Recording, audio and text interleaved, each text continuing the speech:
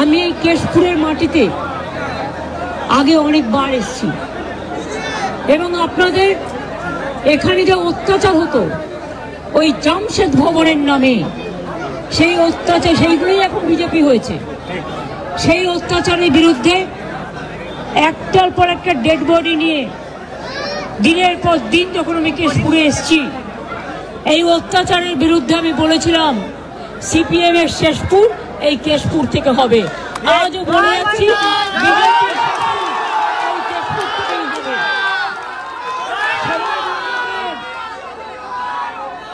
এই ভোটার লিস্টের নামে আস্তে আস্তে ভোটার লিস্টের নামে এনআরসি করার প্ল্যান চলছে।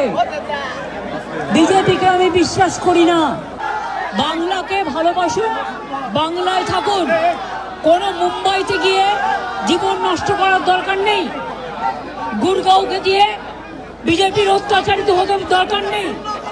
গুজরাটে গিয়ে অত্যাচার, মহারাষ্ট্রে অত্যাচার, আসামে অত্যাচার, উড়িষ্যায় অত্যাচার, মধ্যপ্রদেশে অত্যাচার, রাজস্থানের অত্যাচার। মনে রাখবেন, আমরা মাথা নত করতে শিখিনি। ফিরে আসুন বাংলা। আমরা যদি একখানা রুটি খাই, আধখানা রুটি দেবো আপনাদের। এটা ভালো থাকুন, সুস্থ থাকুন, আর ভোটার লিস্টের নাম অবশ্যই তুলবেন। শুধু নিজের না, পরিবারের সবাই।